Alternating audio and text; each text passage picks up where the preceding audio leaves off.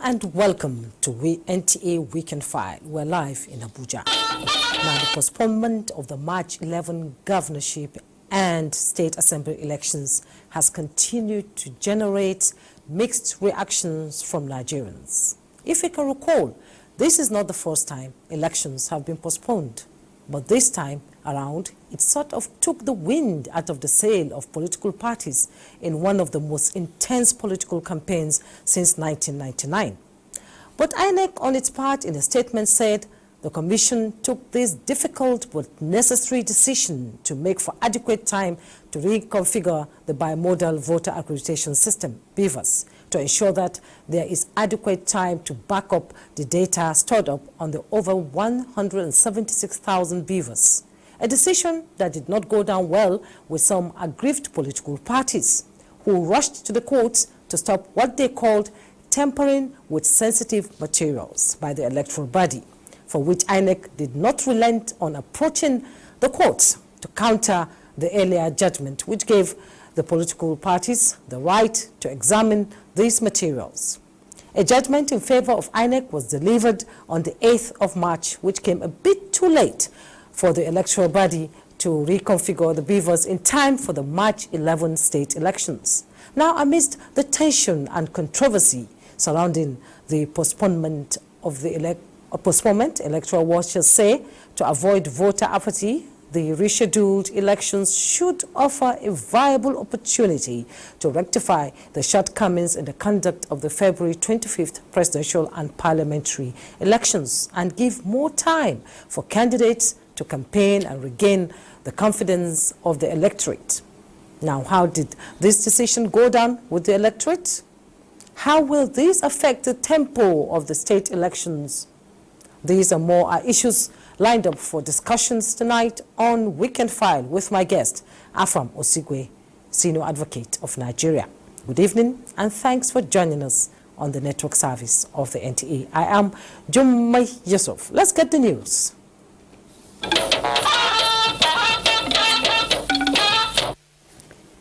Plumbing harnesses a precious resource, essentially used for health, hygiene, and well-being of human beings. The 11th of March every year is a day the global community sets aside to mark the World Plumbing Day. But how do plumbers and the plumbing industry matter in this optimization of water usage and management? Of what essence is this day? Olishia Agdebo finds answers to these questions. That plumbing work can't stay in your house. No matter how much you build the house, you can't stay in the house. The contribution of plumbers is one of those things most people don't think about. Yet, good plumbing remains key to having easy access to clean facilities. World Plumbing Day was first observed in 2010, and its essence is to create awareness on the vital roles the world plumbing community play in promoting the link between good quality plumbing, health, environmental sustainability, and increasingly economic prosperity. But in this part of the world, Nigeria's capital city Abuja, the coming together of plumbers is not visible, as Ejike Obasinachi, a plumber for more than 3 years in the FCT, shares his view on the operations of plumbing at his present base and the state he relocated from. Supposed to have a plumbing meeting, a group to help us to know more about ourselves and to solve each other's problem at the same time. Ejike takes pride in his job as he tells me how sufficient it is for him to fend for his family. But this is not without some challenges. Plumbing work is a very good job. In fact, it's one of the most important things in this our society. I should think that government should look into this plumbing work to help us with that is workers. I will advise you, if you don't have work, for you to go and put yourself into buy something that will not benefit you. I beg, come and learn plumbing work. When you learn plumbing work, it will not take you time. Just like Ejike Obasinachi, many other plumbers in the FCT are not aware of the World Plumbing Day, but they know the value of their work in the water supply value chain, which then explains why the 11th of March every year is really worth celebrating. In Abuja, Olusheye Adiagbo, NTA News. Development of indigenous skills and techniques are essential to sound technological growth in Nigeria to set the pace for advanced industrialization. Executive Vice Chairman, National Agency for Science and Engineering Infrastructure, Professor Muhammad Haruna, was speaking at a 3-day capacity building training for engineers and scientists in Akure, Ondo State. Abiola Ario reports.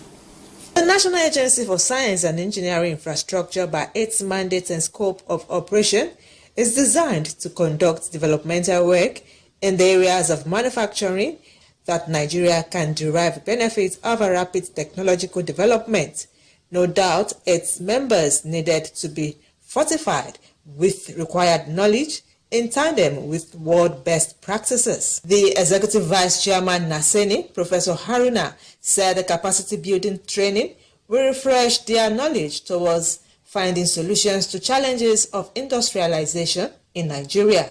Even when you do deep thought, if you are calm and patient, you learn what you know from different perspectives. Participants were drilled in areas they could deploy to advance technological growth. How to optimize cost of doing things and management, strategic policy that is aligned with policy, aligned with available technology, so that this country of ours will be one of the best. AI can actually help us to make informed decisions, to actually do language processing, knowledge acquisition. We will get the benefit of doing things right, of doing things collectively, of doing things by best practices. Some of the participants expressed optimism that the training had further positioned them for improved performance. The way in which we can move forward in our research and development. And I learned again how to relate with my people when I get back home. How we can manage our project, how we can be able to execute the project, and also at the same time having a teamwork. The scientists and engineers were drawn from across the country. In Akure, Abiola Ario, NTA News. Let's shift our attention to political and electoral matters as the Labour Party Presidential Campaign Council has called on the Independent National Electoral Commission, INEC, to strictly follow the rule of law with respect to the order of the Presidential Election Petitions Tribunal, granting the party access to inspect electoral materials before the BVAS machines are reconfigured. Spokesperson for the council, Yunusa Tanko, made the call during a chat with the media in Lagos. Adeni Taiwo tells us more.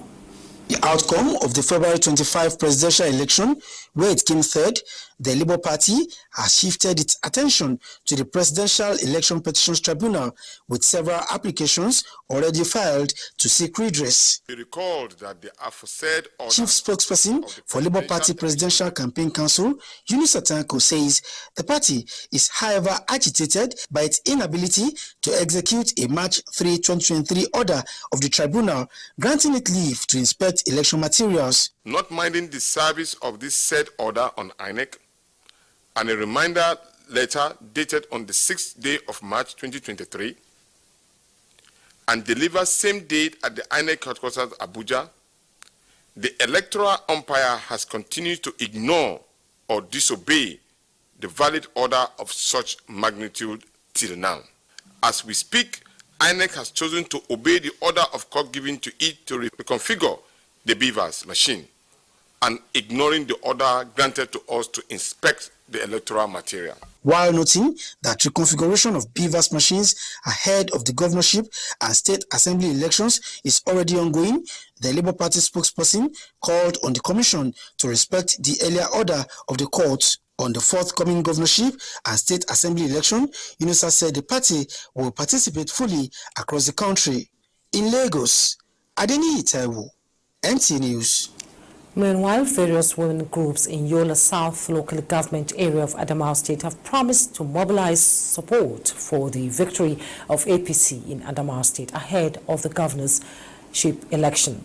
They stated this during a solidarity visit on the APC governorship candidate in Adamawa State, Senator Aisha Ahiru Binani. Nefisatu Abdul Hamid Dembos reports. These are the representatives of women groups from the 11 wards of Dola South local government area of Adamawa State to register their support and to assure Senator Aisha Ahmed Binani of total commitment to sell her manifesto to the people of the state. While the women group said Senator Aisha Ahmed Binani is the only candidate that will bring about the desired change in the state, the men also call on the people of the state to come out en masse on 18th March, vote for Senator Aisha Ahmed Binani to enable them have a life-changing experience. We, the men, will also give her necessary support to ensure her victory at the polls. The APC governorship candidate Adamawa State, Senator Aisha Ahmed Binani, who expressed appreciation for the show of support, promised to ensure good governance if elected as governor. In Dola, Nefisatu Abdullah Dembos, NTA News. Talking security, Governor Aminu Bello Masari of Katsina State has received a report of the Judicial Commission of Inquiry into the unfortunate incident of banditry attack and killings in Bagori and Kankara local government areas of the state. Last month, Chairman of the Commission, Justice Abbas Bawale, led other members to submit the report at the Government House. Katsina Awal Haliru reports. Katsina State Government set up the Judicial Commission of Inquiry in February this year to investigate the unfortunate incident of Bakori Kankara banditry attack and killings with terms of reference as contained in the instrument establishing the Commission. After a 3-week mandate for carrying out the assignment, the Commission reports its findings to Governor Aminu Bello Masari for further action. The report, Your Excellency, has addressed the term of reference given to us and made use of recommendations that was done to test of time. And when implemented by the state, it will definitely resolve the menace of banditry and attacks and killings in the state. Our neighboring states, they all combine these problems addressing the menace of banditry and even the federal government. Governor Masari says a committee will be set up to look into the report under the office of the Secretary to the government of the state for actionable recommendations. We look at the remote causes and try to address them so that we don't have a repeat of what had happened. There is so far relative peace in the state, with an exception of this Bakori incidents. He assured that the white paper of the committee would assist the state government to significantly tackle such types of attack. Awan Haleru, NTA News. Tactical operatives in collaboration with the vigilante have discovered and dislodged a terrorist camp at Munhaya Forest in Zafe local government area of Zamfara State. Consequently, 14 kidnapped victims who had been in captivity for about 70 days have been rescued. The rescued victims comprising 2 men, 7 women and 5 children who all hail from Ungwar Mongoro and Gidam Medawa villages in Gosal local government area of the state were kidnapped on 1st January 2023 when the terrorists attacked the community. A statement issued by the spokesperson for Zamfara State Police Command, SP Mohammed Shehu, says the victims will be medically checked and debriefed before reuniting them with their families. President Muhammadu Buhari salutes Sahid Aderinto, a professor of history and African diaspora studies, Florida International University, for winning the prestigious Dan David Prize, the largest financial reward for excellence in the historical discipline in the world.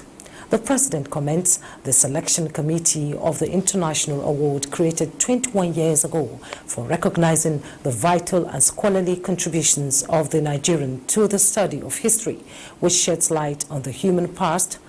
The president notes with delight that in acknowledging the works of the first and only Nigerian to win the prestigious prize of $300,000, the selection committee lauded the University of Ibadan trained historian for situating African history at the cutting edge of diverse literature in the histories of sexuality, non-humans and violence, noting that it is exceptional to see a single person leading scholarship in all of these fields. We'll take a break. When we return, more reports and our conversation on the postponed governorship and House of Assembly elections will begin Tuesday. Come back. Shifted from March 11th to March 18th. That is the fate of the 28 governorship and 993 State House of Assembly elections. Mayor Ogidi reports on how this affected INEC's plan to break history. Please, let's welcome Honorable Chairman. This is the first time since 2011 that a general election has not been postponed after it was scheduled. It's part of the Commission's determination to ensure that we continue to do what is right. 84, 85, 86. Jinx many thought have been broken partially, survived once again. March 11 governorship and state assembly elections postponed to March 18th. Court of Appeal grants Peter Obi and Labour Party leave to inspect election materials used for the February 25 presidential election, including the bimodal voter accreditation system, BVAS. A judgment INEC feels come too close to the March 11 polls, so there is need for postponement. And on about 10:20 p.m. Wednesday, 8th March 2023, the governorship and state assembly polls shifted to March 18th. Many sound disappointed, but for others, not much to be desired.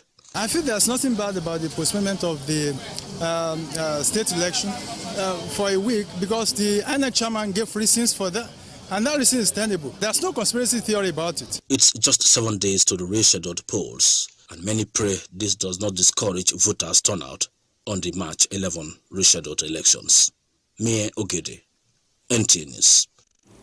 This is a trying period for our dear nation and calls for prayers, understanding and patriotism as we collectively consolidate our emerging democracy, reaffirm our faith in the fatherland and choose competent, resourceful and visionary governors and state legislators in the upcoming elections.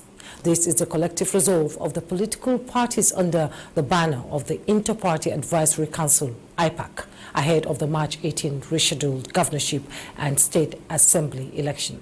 Timothy Yusuf tells us more. 14 of them out of the 18 registered political parties under the banner of the Inter-Party Advisory Council, the umbrella body covering the nation's political parties, rose from a meeting with far-reaching decisions. The task ahead, the 18 March 2023 governorship and state assembly election, are enormous but surmountable, with all hands joined in unity and tenacity of purpose to build a better and greater Nigeria. IPAC urges all stakeholders in the electoral process to please bear with the Commission as it puts its act together for the March 18, 2023 governorship and state house of assembly elections, with the assurance that BVAS will function properly and results uploaded to the INEC RAV in real time. Nigerians and the international community expect free, fair, credible, transparent, inclusive, and peaceful gubernatorial and legislative elections. IPAC is also urging INEC to justify the confidence Nigerians repose in it and improve on its performance in the disputed presidential and national assembly polls. Council urges security agents to sit up and be alive to their constitutional mandate to secure lives and property before, during, and after elections, so as to avert the violence and other security breach witnessed during the presidential election. Council further urges Nigerians to come out en masse and vote for their preferred political parties and ensure their votes count as in the overall interests of Nigerians. The ballot is sacrosanct. The will and mandate of the people freely given to a political party must be respected. This is the beauty of election and representative governance. The era of vote buying and other irregularities that marred previous polls is over, IPAC re-emphasized.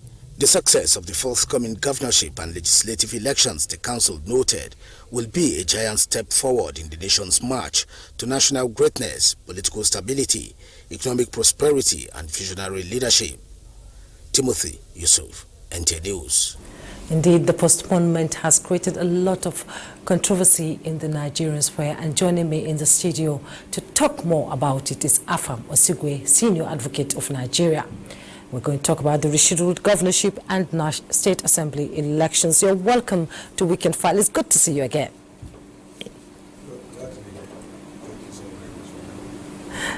Now, this is not the first time elections have been postponed in Nigeria, 2011, 2015, and 2019. And for the first time, it's raising eyebrows. Why is this postponement of this election different from the others? Well, probably because the postponement was occasioned by the order granted by the Court of Appeal on Thursday or Wednesday, permitting INEC to reconfigure the BVAS machines. And on account of that, INEC decided to postpone the election and justifying it as falling under Section 24 of the Electoral Act 2022, which permits INEC to postpone the election where there is threat of violence or the election cannot conflict take place as a result of natural disaster or because of other emergencies. So, in INEC's understanding, the fact that they have to reconfigure the BVAS machines and they do not have enough time between the time the court granted the order and Saturday, March 11, when the election was scheduled to take place, considered an emergency situation which necessitated the postponement of the election.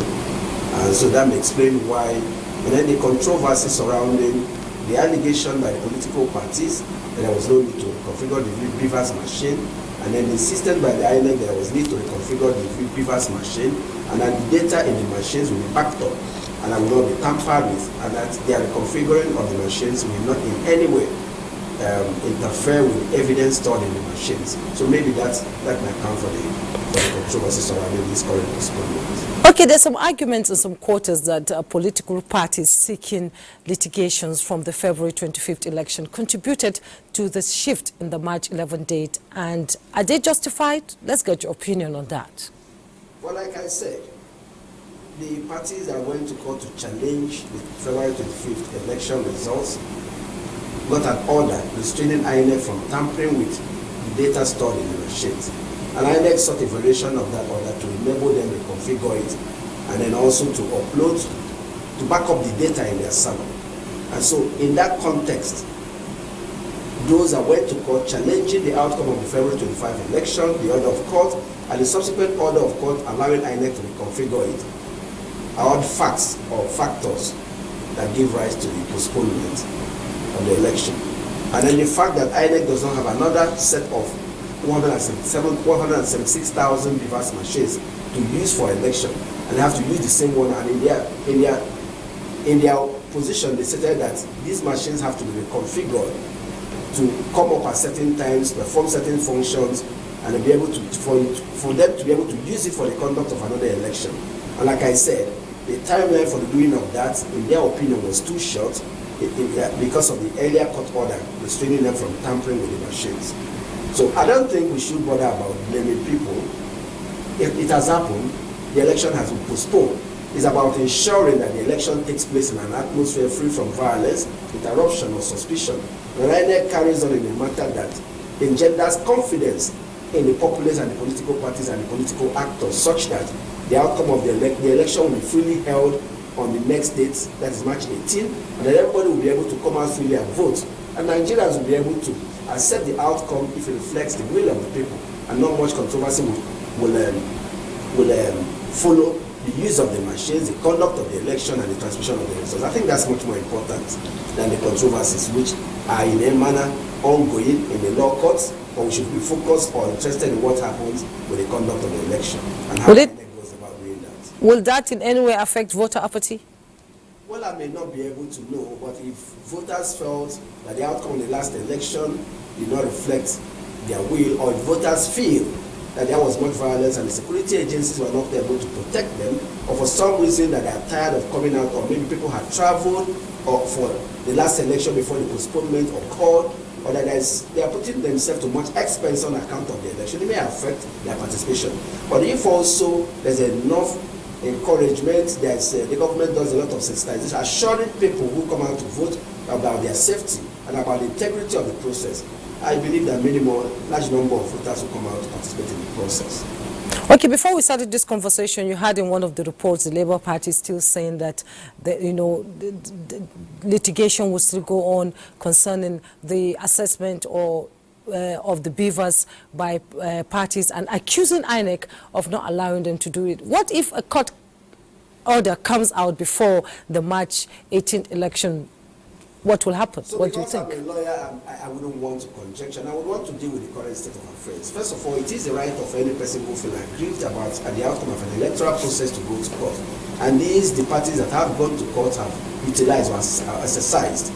And it is for parties who are affected by any order of court to comply. If it is indeed true that INEC is not complying with the order of court, it will be important for INEC as an independent and a neutral arbiter in this process to comply with orders of court, so that the courts are not forced to be dragged into it, or the parties who got these positive orders are able to enjoy or utilize the benefit of these orders. But I think all in all, what happens or what may happen in court we may never tell. But if they have reason to go back to court, of course people will go back to court, and the court, after looking at the facts and circumstances of the case, will make any appropriate order it deems fit, depending on what facts is presented to the court and what prayers the court is being called upon to grant. Okay, Osigwe, Afam Osigwe, Senior Advocate of Nigeria, will return to you after this break. Do stay with us.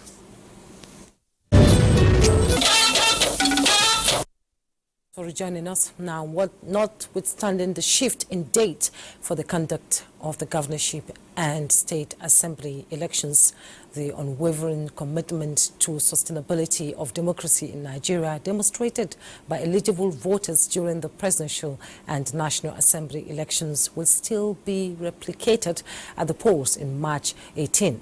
This is the submission of some prospective voters who expressed optimism on the delivery of credible exercise. Abolade Salami reports. Having decided the fate of contenders for elective offices in the February 25th presidential and national assembly elections, Nigerians were looking to conclude the process with the second round of elections earlier scheduled for 11th March 2023. Then came the decision of the electoral umpire to shift the election forward by 1 week in compliance with a court order, allowing the commission more time to reconfigure the bimodal voter accreditation system, BVAS. Although it represents a change in election schedule, the development eligible voters say will not dampen their spirits. Obviously, people are not happy, so I think many Nigerians, they will still come out and vote. They won't be discouraged, and they'll come out and vote. Because I think this is a defining election already, and there has been a momentum from the 25th of February, because from that election, people knew that the votes count, actually. While the 1 week postponement represents a fresh opportunity for political parties and candidates to reach out to more Nigerians, it equally provides more time for voters to evaluate the choices before them in order to make informed decisions at the poll. I do hope that the political parties will up their games, talk more to their followers and supporters to come out and vote. And the supporters too should know that this is the government that did directly with them. The people should own it, come out en masse and exercise their franchise, irrespective of the unfortunate postponement. They are coming out because Nigerians have realized that the power is in their hand and they are going to vote whoever they want to vote for. To address concerns about voter apathy, they appealed to political parties to engage more in peaceful campaigns, urging voters to come out and vote en masse. In Lagos, Abolade Salami, NTA News. And from Kano, Yahanusu Hassan reports that reactions have continued to trail the postponement of the governorship and state assembly elections earlier scheduled to hold on the 11th of March 2023. Nigerians who were at the polling unit on the 25th of February 2023 have already started preparing to come out 2 weeks after the presidential and national assembly elections for another voting process. However, the court ruling which demands the independent National Electoral Commission to configure the bimodal voter accreditation system machine necessitated for the reschedule of the governorship and state assembly polls. Residents in Kano shared their divergent views on the development. I think that will be a good thing to us in Nigeria. Ongoing, I think they refer to the issue of beavers. So if that is going to make us at the end of the day have what we desire, I think there is nothing wrong in that. This postponing election, we are not happy in this already at all. Pension is some kind of a problem onto us due to cashless policy we are now in. Assuming we are buoyant now, it will not be a problem. Since they have postponed it, then we'll pray. By next week, all will come and pass. Pray, God go give us peace. We go do these things successfully by the grace of God. Now that INEC got the ruling, I think that will head up these potential challenges. People in Kano are hopeful that the elections will be conducted free, fair, credible, and in a peaceful manner. In Kano, Yahanasa Hassan, NTA News. Still in the studio with me is my guest, Afam Osugwe, Senior Advocate of Nigeria. We'll be talking about the postponement of the governorship and state assembly elections. Let's come to, the issue of the involvement of the court and how it affects the electoral process itself. That is the Electoral Act 2022. In your opinion, how does it influence the electoral reform in Nigeria? Well, electoral reform has been an ongoing process in Nigeria since the return to democracy in 1999. The Electoral Act and the Constitution of the Federal Republic of Nigeria have been amended a number of times to reform the electoral process. But unfortunately, the political parties and the politicians seem to always devise means of ensuring that most of these reforms never see the light of the day. Now, if you take example, the party primaries held last year and the number of litigations that will spin off from that process, it would appear that political parties and politicians seem to have taken an oath never to allow democracy to take root in our political system.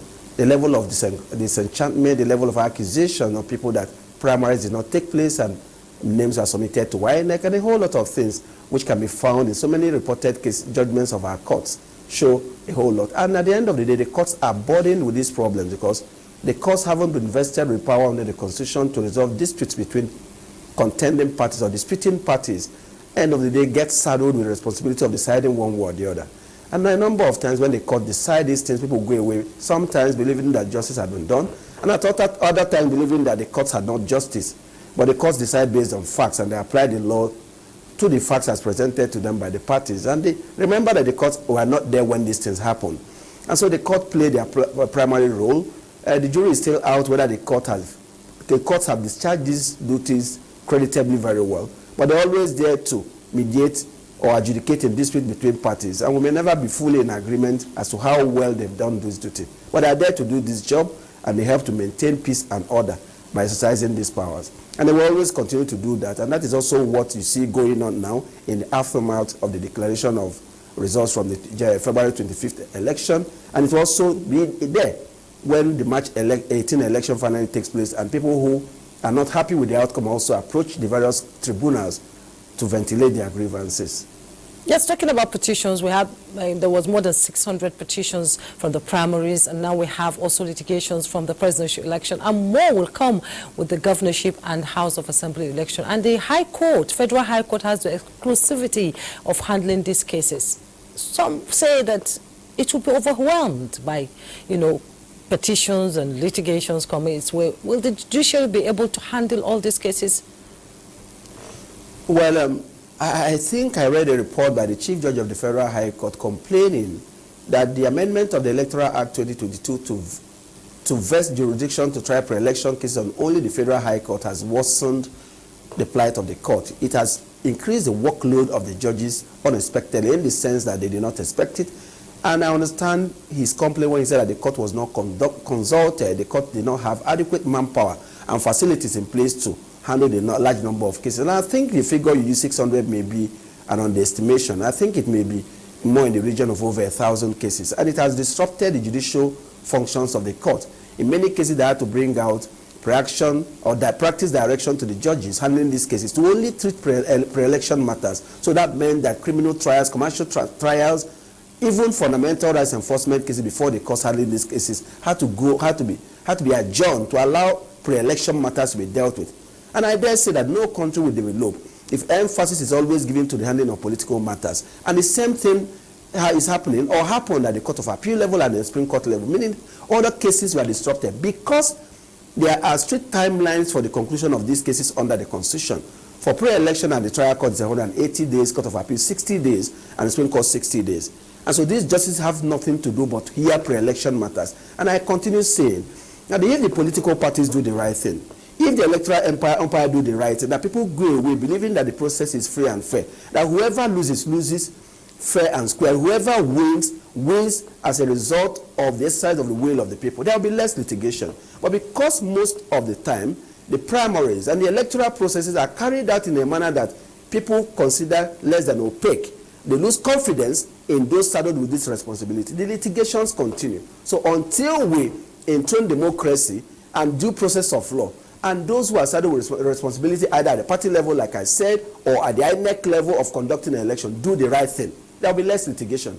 But until then, the disruption of judicial activities will continue, the judges will be overworked, and many of them may suffer breakdown in their health, and other things go down. And such a nation will not attract very much foreign direct investment, because people want to go to invest in a place they are sure that the cost will be there to adjudicate their disputes. That they will not be told that, oh, your matter cannot be heard because of political matters, so your matter may not be decided in 2 or 3 years or 4 years, because the election cycles keeps coming and going, and these judges, even when they are not hearing pre-election matters, may be posted to pre-election petition tribunals, and for maybe 6 months, the judge will not sit. The judge has to travel to a state where he or she has been posted to go and hear cases. We can't continue like this, really.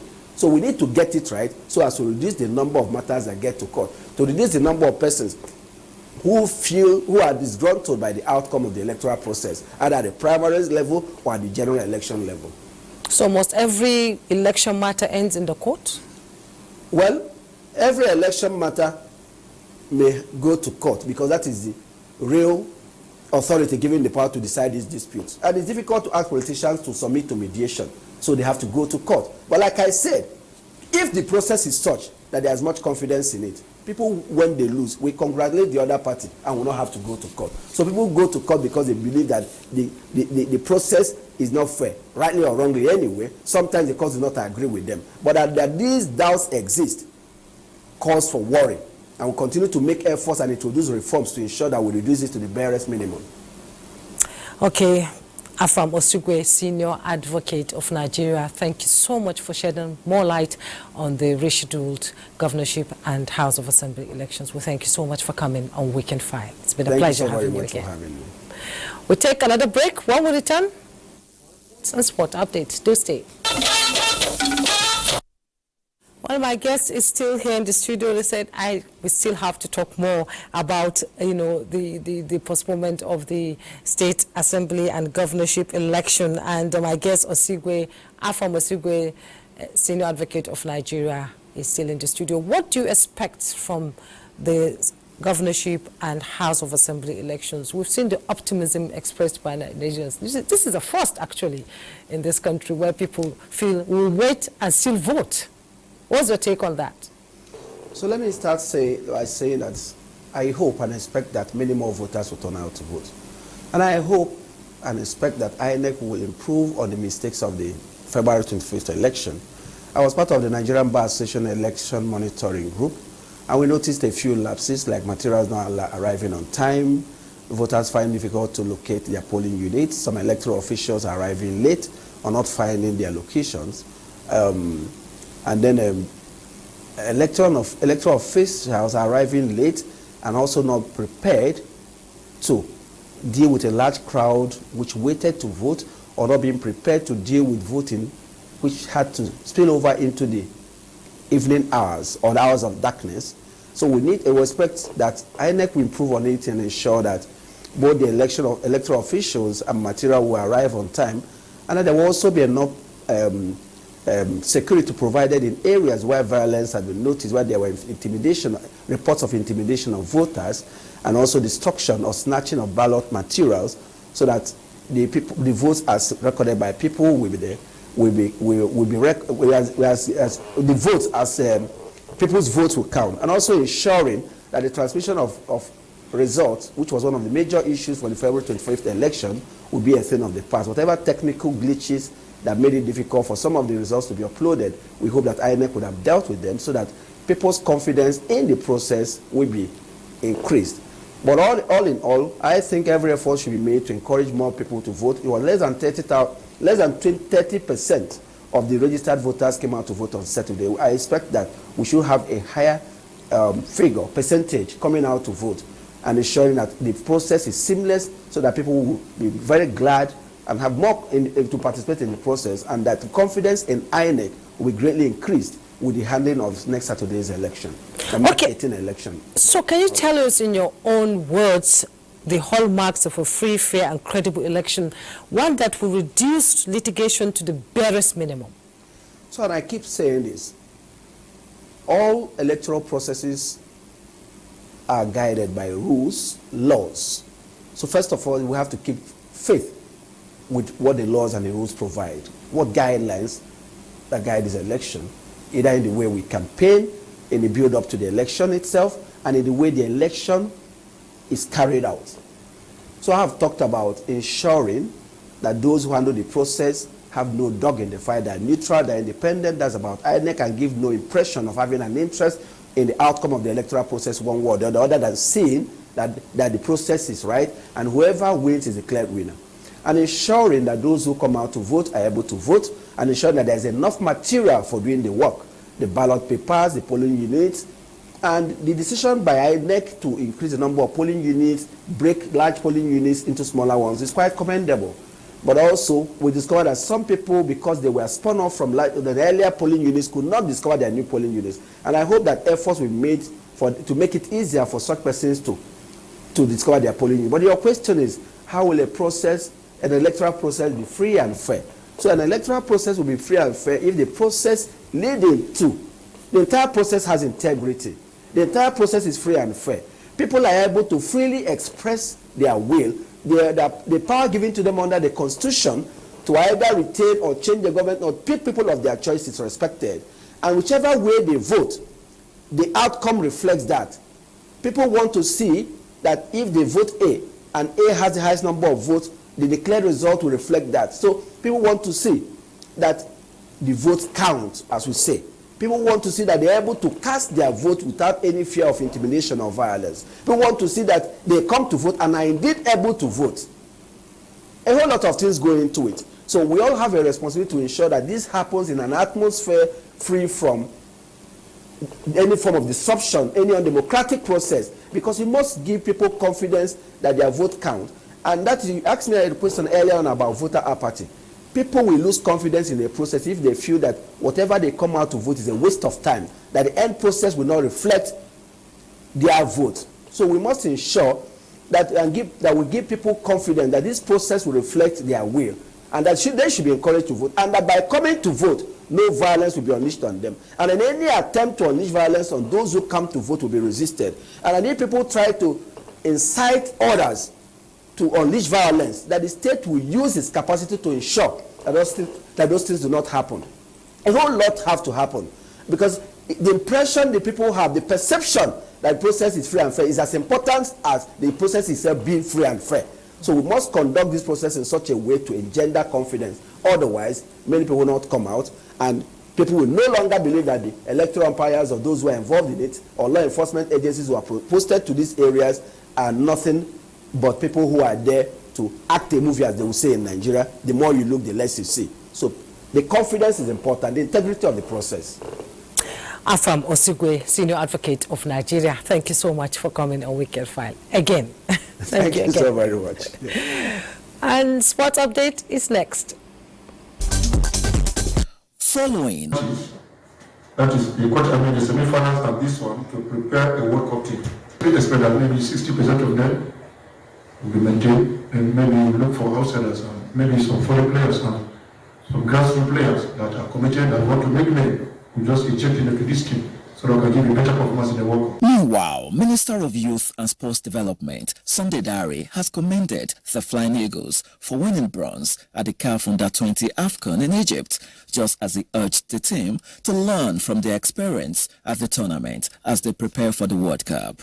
African champions Senegal, who defeated Gambia 2-0 in Saturday's final, will be joined by the trio of Nigeria, Tunisia and Gambia as the continent's representatives at the World Cup. In the Premier League, struggling Bournemouth pulled off a massive shock as they lifted themselves out of the relegation zone with a 1-0 win over Liverpool at the Vitality Stadium. Leeds United played 2-2 with Brighton at Elland Road, while goals from Matthew Kovacic, Kai Havertz and Ben Chilwell gave Chelsea a 3-1 victory away at Leicester City, with Tottenham returning to win-aways with a win of the same margin over Nottingham Forest. And finally to tennis, Britain's Cameron Norrie has continued its impressive form at India Wells with a 6-2, 6-4 win against Chinese Tong Lin Wu to reach the third round of the competition. Norrie, the world number 10, will now meet Italy's Matteo Berrettini in the third round. With sports update, Bade Adeleye, NTA News. A quick check on how the weather will look like on Sunday for Nigeria and other parts of the world. Welcome. We expect a quiet Sunday morning over the country with patches of cloud over the north-central cities and increased cloudiness over the south, while the north is expected to remain in sunny skies. Chances of few thunderstorms are there later in the day over parts of FCT, Kwara, Kogi and Benue. Thunderstorms are also expected over parts of Edo, Delta, Oyo, Ondo, Ogun, Lagos, Bayelsa, Rivers, Akwa Ibom, and Cross River State. There is no threat to quality of air across the country, and from our heat index, we expect thermal discomfort over parts of the north central, extending to parts of the south. But it will have more effect over Adamawa, parts of Borno, Gombe, Taraba, Nasarawa, and Benue State. And that's our beat from here. I'm Sophia Astemini.